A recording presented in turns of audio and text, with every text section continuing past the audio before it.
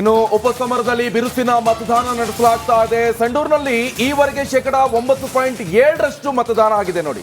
ಚನ್ನಪಟ್ಟಣದಲ್ಲಿ ಈ ತನಕ 10.34% ಮತದಾನ ಆಗಿದೆ. ಶಿಗ್ಗಾವಿಯಲ್ಲಿ 8% ಹಕ್ಕನ್ನ ಚಲಾವಣೆ ಮಾಡಿದ್ದಾರೆ ನೋಡಿ. ಎಲ್ಲರೂ ಕೂಡ ಬಂದು ಮತದಾನವನ್ನು ನಡೆಸ್ತಾ ಇದ್ರು. ವಿಧಾನಸಭಾ ಎಲೆಕ್ಷನ್ ಸಂದರ್ಭದಲ್ಲೂ ಕೂಡ ಸಾಕಷ್ಟು ಮತದಾನ ಆಯಿತು. ಆ ಸಂದರ್ಭದಲ್ಲಿ ಒಂದು ಬಹಳ ಇಂಟ್ರೆಸ್ಟ್ ಇರುತ್ತೆ, ರಜೆ ಇರುತ್ತೆ, ಒಂಥರ ಹಬ್ಬ ತರ. ಇದೀಗ ಉಪಚುನಾವಣೆ, ಕೆಲವರೆಲ್ಲ ಬರೋಕ್ಕಾಗೋದಿಲ್ಲ, ಕೆಲವು ಆಫೀಸ್ಗಳಲ್ಲಿ ರಜೆ ಕೊಡೋಲ್ಲ. ಸೊ ಅಂತ ಸಂದರ್ಭದಲ್ಲಿ ರಜೆ ಬೇಕಂತ ತಗೊಂಡು ಹೋಗ್ತಾರೆ. ಆದ್ರೆ ನೀವು ಕೂಡ ಗಮನಿಸ್ತಾ ಇರ್ಬೋದು, 9.7% ಸಂಡೂರಿನಲ್ಲಿ ಮತದಾನ ಆಗಿದೆ. ಸೊ ಈ ಮತದಾನ, ಈ ಪರ್ಸೆಂಟೇಜ್ ಲೆಕ್ಕದಲ್ಲೂ ಕೂಡ ರಾಜಕೀಯ ನಾಯಕರು ಒಂದಿಷ್ಟು ಲೆಕ್ಕಾಚಾರಗಳನ್ನು ಹಾಕ್ತಾರೆ, ಎಷ್ಟೆಷ್ಟು ಏನೇನು ಆಗ್ತಾ ಇದೆ ಅಂತ. ಇನ್ನು CPY ಬ್ರದರ್ ಅವರು ಮಾತನಾಡಿದ್ದಾರೆ. ಸಹೋದರ ಏನು ಹೇಳಿದ್ದಾರೆ ಕೇಳಿ.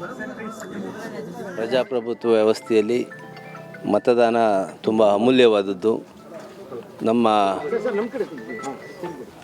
ನಮ್ಮ ದೇಶ, ನಮ್ಮ ಜೀವನ, ನಮ್ಮ ಸಂಸ್ಕೃತಿ ಎಲ್ಲದಕ್ಕೂ ಕೂಡ ಪ್ರಜಾಪ್ರಭುತ್ವ ಒಂದು ಬುನಾದಿ. ಹಾಗಾಗಿ ಮತದಾನದ ಮೂಲಕ ನಮ್ಮ ದೇಶವನ್ನು ಸದೃಢಗೊಳಿಸಬೇಕು. ನಮ್ಮ ವ್ಯವಸ್ಥೆಯನ್ನು ಏನು ಸಂವಿಧಾನ ಅಡಿಯಲ್ಲಿ ನಾವು ಇವತ್ತು ಬಾಳ್ತಾ ಇದ್ದೀವಿ, ಅದು ಸದೃಢವಾಗಬೇಕು ಅಂದರೆ ಮತದಾನ ತುಂಬ ಅಮೂಲ್ಯವಾದದ್ದು. ಹಾಗೆ ಎಲ್ಲರೂ ಮತದಾನ ಮಾಡಿ ನಮ್ಮ ದೇಶವನ್ನು ರಕ್ಷಣೆ ಮಾಡೋದ ವಿಷಯದಲ್ಲಾಗಲಿ, ಸಂವಿಧಾನ ರಕ್ಷಣೆ ವಿಷಯದಲ್ಲಾಗಲಿ ನಾವೆಲ್ಲರೂ ಕೂಡ ಭಾಗಿಯಾಗಬೇಕು ಅಂತ ಜನಗಳಲ್ಲಿ ಕೇಳ್ಕೊಳ್ತೀವಿ. ನಿಮ್ಮ ಸಹೋದರ ಅಭ್ಯರ್ಥಿ ಇರುವಂಥದ್ದು ಯಾವ ನಿರೀಕ್ಷೆ ಇದೆ ಸರ್? ಅವರ ಒಂದು ನಮ್ಮ ಸಹೋದರರು ಏನು ಇವತ್ತು ಕೆಲಸ ಕಾರ್ಯಗಳನ್ನು ಮಾಡಿದ್ದಾರೆ, ಮುಖ್ಯವಾಗಿ ನೀರಾವರಿ ಕಾರ್ಯ ಏನು ಆಗಿದೆ, ಮತ್ತು ತಾಲೂಕಲ್ಲಿ ಎಲ್ಲ ಥರದ ಅಭಿವೃದ್ಧಿ ಕಾರ್ಯಗಳನ್ನು ಗಮನಿಸಿ ಮತದಾರ ಪ್ರಭುಗಳು ಆಶೀರ್ವಾದ ಮಾಡ್ತಾರೆ ಅಂತ.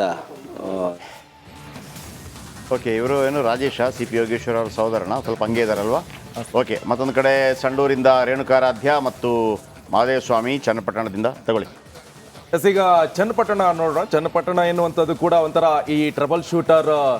ಒಂದು ಕಡೆ ಆದರೆ ಕಾಂಗ್ರೆಸ್ನವರಾದರೆ, ಈಚೆ ಕಡೆ ದೇವೇಗೌಡರು ರಾಜಕೀಯ ಮುತ್ಸುದಿ, ಜೊತೆಗೆ ಒಂದು ಜಿದ್ದಿನ ಕಣ. ಮಹದೇವಸ್ವಾಮಿ ಅವರು ಈಗಾಗಲೇ ರಾಜ್ಯದಲ್ಲಿ ಗುರುತಿಸಿಕೊಂಡಂತ ಕಣ. ಯಾಕಂತ ಹೇಳಿದ್ರೆ ಈಗ ಮಾಜಿ CM ಅವರ ರಾಜಕೀಯ ಭವಿಷ್ಯ, ಜೊತೆಗೆ ಈಗ ಅಲ್ಲಿ ಯಾವ ರೀತಿಯಾಗಿ ಮತದಾನ ಪ್ರಕ್ರಿಯೆ ನಡೀತಾ ಇದೆ, ಜನರು ಯಾವ ರೀತಿಯಾಗಿ ಪ್ರತಿಕ್ರಿಯೆ ಕೊಡ್ತಾ ಇದ್ದಾರೆ, ಏನು ಹೇಳ್ತಾರೆ.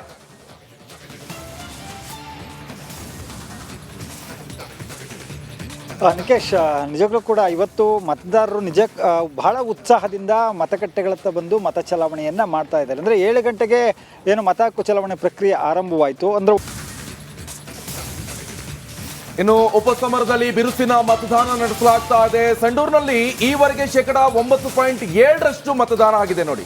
ಚನ್ನಪಟ್ಟಣದಲ್ಲಿ ಈ ತನಕ 10.34% ಮತದಾನ ಆಗಿದೆ. ಶಿಗ್ಗಾವಿಯಲ್ಲಿ 8% ಹಕ್ಕನ್ನ ಚಲಾವಣೆ ಮಾಡಿದ್ದಾರೆ ನೋಡಿ. ಎಲ್ಲರೂ ಕೂಡ ಬಂದು ಮತದಾನವನ್ನು ನಡೆಸ್ತಾ ಇದ್ರು. ವಿಧಾನಸಭಾ ಎಲೆಕ್ಷನ್ ಸಂದರ್ಭದಲ್ಲೂ ಕೂಡ ಸಾಕಷ್ಟು ಮತದಾನ ಆಯಿತು. ಆ ಸಂದರ್ಭದಲ್ಲಿ ಒಂದು ಬಹಳ ಇಂಟ್ರೆಸ್ಟ್ ಇರುತ್ತೆ, ರಜೆ ಇರುತ್ತೆ, ಒಂಥರ ಹಬ್ಬ ತರ. ಇದೀಗ ಉಪಚುನಾವಣೆ, ಕೆಲವರೆಲ್ಲ ಬರೋಕ್ಕಾಗೋದಿಲ್ಲ, ಕೆಲವು ಆಫೀಸ್ಗಳಲ್ಲಿ ರಜೆ ಕೊಡೋಲ್ಲ. ಸೊ ಅಂತ ಸಂದರ್ಭದಲ್ಲಿ ರಜೆ ಬೇಕಂತ ತಗೊಂಡು ಹೋಗ್ತಾರೆ. ಆದ್ರೆ ನೀವು ಕೂಡ ಗಮನಿಸ್ತಾ ಇರ್ಬೋದು, 9.7% ಸಂಡೂರಿನಲ್ಲಿ ಮತದಾನ ಆಗಿದೆ. ಸೊ ಈ ಮತದಾನ, ಈ ಪರ್ಸೆಂಟೇಜ್ ಲೆಕ್ಕದಲ್ಲೂ ಕೂಡ ರಾಜಕೀಯ ನಾಯಕರು ಒಂದಿಷ್ಟು ಲೆಕ್ಕಾಚಾರಗಳನ್ನು ಹಾಕ್ತಾರೆ, ಎಷ್ಟೆಷ್ಟು ಏನೇನು ಆಗ್ತಾ ಇದೆ ಅಂತ. ಇನ್ನು CPY ಬ್ರದರ್ ಅವರು ಮಾತನಾಡಿದ್ದಾರೆ. ಸಹೋದರ ಏನು ಹೇಳಿದ್ದಾರೆ ಕೇಳಿ. ಪ್ರಜಾಪ್ರಭುತ್ವ ವ್ಯವಸ್ಥೆಯಲ್ಲಿ ಮತದಾನ ತುಂಬ ಅಮೂಲ್ಯವಾದದ್ದು. ನಮ್ಮ ದೇಶ, ನಮ್ಮ ಜೀವನ, ನಮ್ಮ ಸಂಸ್ಕೃತಿ ಎಲ್ಲದಕ್ಕೂ ಕೂಡ ಪ್ರಜಾಪ್ರಭುತ್ವ ಒಂದು ಬುನಾದಿ. ಹಾಗಾಗಿ ಮತದಾನದ ಮೂಲಕ ನಮ್ಮ ದೇಶವನ್ನು ಸದೃಢಗೊಳಿಸಬೇಕು. ನಮ್ಮ ವ್ಯವಸ್ಥೆಯನ್ನು ಏನು ಸಂವಿಧಾನ ಅಡಿಯಲ್ಲಿ ನಾವು ಇವತ್ತು ಬಾಳ್ತಾ ಇದ್ದೀವಿ, ಅದು ಸದೃಢವಾಗಬೇಕು ಅಂದರೆ ಮತದಾನ ತುಂಬ ಅಮೂಲ್ಯವಾದದ್ದು. ಹಾಗೆ ಎಲ್ಲರೂ ಮತದಾನ ಮಾಡಿ ನಮ್ಮ ದೇಶವನ್ನು ರಕ್ಷಣೆ ಮಾಡೋದ ವಿಷಯದಲ್ಲಾಗಲಿ, ಸಂವಿಧಾನ ರಕ್ಷಣೆ ವಿಷಯದಲ್ಲಾಗಲಿ ನಾವೆಲ್ಲರೂ ಕೂಡ ಭಾಗಿಯಾಗಬೇಕು ಅಂತ ಜನಗಳಲ್ಲಿ ಕೇಳ್ಕೊಳ್ತೀವಿ.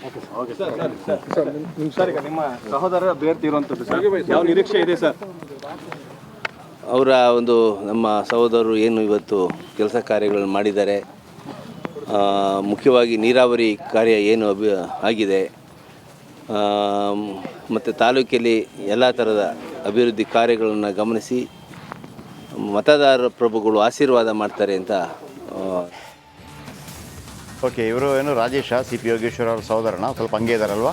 ಓಕೆ, ಮತ್ತೊಂದು ಕಡೆ ಸಂಡೂರಿಂದ ರೇಣುಕಾರಾಧ್ಯ ಮತ್ತು ಮಹದೇವ ಸ್ವಾಮಿ ಚನ್ನಪಟ್ಟಣದಿಂದ ತಗೊಳ್ಳಿ.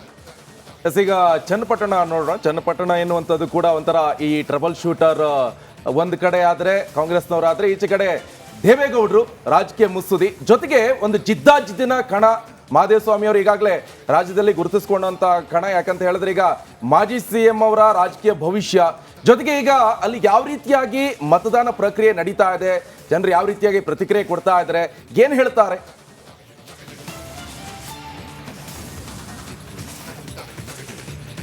ನಿಕೇಶ್, ನಿಜಕ್ಕೂ ಕೂಡ ಇವತ್ತು ಮತದಾರರು ಬಹಳ ಉತ್ಸಾಹದಿಂದ ಮತಗಟ್ಟೆಗಳತ್ತ ಬಂದು ಮತ ಚಲಾವಣೆಯನ್ನ ಮಾಡ್ತಾ ಇದ್ದಾರೆ. ಅಂದ್ರೆ 7 ಗಂಟೆಗೆ ಏನು ಮತ ಹಕ್ಕು ಚಲಾವಣೆ ಪ್ರಕ್ರಿಯೆ ಆರಂಭವಾಯಿತು. ಅಂದ್ರೆ ಇನ್ನು ಉಪಸಮರದಲ್ಲಿ ಬಿರುಸಿನ ಮತದಾನ ನಡೆಸಲಾಗ್ತಾ ಇದೆ. ಸಂಡೂರಿನಲ್ಲಿ ಈವರೆಗೆ 9.7% ಮತದಾನ ಆಗಿದೆ ನೋಡಿ. ಚನ್ನಪಟ್ಟಣದಲ್ಲಿ ಈ ತನಕ 10.34% ಮತದಾನ ಆಗಿದೆ. ಶಿಗಾವಿಯಲ್ಲಿ 8% ಹಕ್ಕನ್ನ ಚಲಾವಣೆ ಮಾಡಿದ್ದಾರೆ ನೋಡಿ. ಎಲ್ಲರೂ ಕೂಡ ಬಂದು ಮತದಾನವನ್ನ ನಡೆಸ್ತಾ ಇದ್ರು.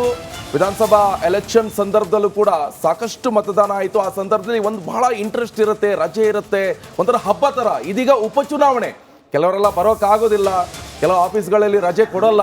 ಸೊ ಅಂತ ಸಂದರ್ಭದಲ್ಲಿ ರಜೆ ಬೇಕಂತ ತಗೊಂಡು ಹೋಗ್ತಾರೆ. ಆದ್ರೆ ನೀವು ಕೂಡ ಗಮನಿಸ್ತಾ ಇರ್ಬೋದು, 9.7% ಸಂಡೂರಿನಲ್ಲಿ ಮತದಾನ ಆಗಿದೆ. ಸೊ ಈ ಮತದಾನ, ಈ ಪರ್ಸೆಂಟೇಜ್ ಲೆಕ್ಕದಲ್ಲೂ ಕೂಡ ರಾಜಕೀಯ ನಾಯಕರು ಒಂದಿಷ್ಟು ಲೆಕ್ಕಾಚಾರಗಳನ್ನು ಹಾಕ್ತಾರೆ, ಎಷ್ಟೆಷ್ಟು ಏನೇನು ಆಗ್ತಾ ಇದೆ ಅಂತ. ಇನ್ನು CPY ಬ್ರದರ್ ಅವರು ಮಾತನಾಡಿದ್ದಾರೆ. ಸಹೋದರ ಏನು ಹೇಳಿದ್ದಾರೆ ಕೇಳಿ. ಪ್ರಜಾಪ್ರಭುತ್ವ ವ್ಯವಸ್ಥೆಯಲ್ಲಿ ಮತದಾನ ತುಂಬ ಅಮೂಲ್ಯವಾದದ್ದು. ನಮ್ಮ ದೇಶ, ನಮ್ಮ ಜೀವನ, ನಮ್ಮ ಸಂಸ್ಕೃತಿ ಎಲ್ಲದಕ್ಕೂ ಕೂಡ ಪ್ರಜಾಪ್ರಭುತ್ವ ಒಂದು ಬುನಾದಿ. ಹಾಗಾಗಿ ಮತದಾನದ ಮೂಲಕ ನಮ್ಮ ದೇಶವನ್ನು ಸದೃಢಗೊಳಿಸಬೇಕು. ನಮ್ಮ ವ್ಯವಸ್ಥೆಯನ್ನು ಏನು ಸಂವಿಧಾನ ಅಡಿಯಲ್ಲಿ ನಾವು ಇವತ್ತು ಬಾಳ್ತಾ ಇದ್ದೀವಿ, ಅದು ಸದೃಢವಾಗಬೇಕು ಅಂದರೆ ಮತದಾನ ತುಂಬ ಅಮೂಲ್ಯವಾದದ್ದು. ಹಾಗೆ ಎಲ್ಲರೂ ಮತದಾನ ಮಾಡಿ ನಮ್ಮ ದೇಶವನ್ನು ರಕ್ಷಣೆ ಮಾಡೋದ ವಿಷಯದಲ್ಲಾಗಲಿ, ಸಂವಿಧಾನ ರಕ್ಷಣೆ ವಿಷಯದಲ್ಲಾಗಲಿ ನಾವೆಲ್ಲರೂ ಕೂಡ ಭಾಗಿಯಾಗಬೇಕು ಅಂತ ಜನಗಳಲ್ಲಿ ಕೇಳ್ಕೊಳ್ತೀವಿ. ಸರ್, ಈಗ ನಿಮ್ಮ ಸಹೋದರ ಅಭ್ಯರ್ಥಿ ಇರುವಂಥದ್ದು ಸರ್, ಯಾವ ನಿರೀಕ್ಷೆ ಇದೆ ಸರ್? ಅವರ ಒಂದು ನಮ್ಮ ಸಹೋದರರು ಏನು ಇವತ್ತು ಕೆಲಸ ಕಾರ್ಯಗಳನ್ನು ಮಾಡಿದ್ದಾರೆ, ಮುಖ್ಯವಾಗಿ ನೀರಾವರಿ ಕಾರ್ಯ ಏನು ಆಗಿದೆ, ಮತ್ತು ತಾಲೂಕಲ್ಲಿ ಎಲ್ಲ ಥರದ ಅಭಿವೃದ್ಧಿ ಕಾರ್ಯಗಳನ್ನು ಗಮನಿಸಿ ಮತದಾರ ಪ್ರಭುಗಳು ಆಶೀರ್ವಾದ ಮಾಡ್ತಾರೆ ಅಂತ. ಓಕೆ, ಇವರು ಏನು ರಾಜೇಶ ಸಿ ಪಿ ಯೋಗೇಶ್ವರ ಅವ್ರ ಸಹೋದರನ ಸ್ವಲ್ಪ ಹಂಗೆ ಇದ್ದಾರಲ್ವಾ? ಓಕೆ, ಮತ್ತೊಂದು ಕಡೆ ಸಂಡೂರಿಂದ ರೇಣುಕಾರಾಧ್ಯ ಮತ್ತು ಮಹದೇವ ಸ್ವಾಮಿ ಚನ್ನಪಟ್ಟಣದಿಂದ ತಗೊಳ್ಳಿ. ಈಗ ಚನ್ನಪಟ್ಟಣ ನೋಡೋಣ. ಚನ್ನಪಟ್ಟಣ ಎನ್ನುವಂಥದ್ದು ಕೂಡ ಒಂಥರ ಈ ಟ್ರಬಲ್ ಶೂಟರ್. ಒಂದು ಕಡೆ ಆದರೆ ಕಾಂಗ್ರೆಸ್ನವರಾದರೆ, ಈಚೆ ಕಡೆ ದೇವೇಗೌಡರು ರಾಜಕೀಯ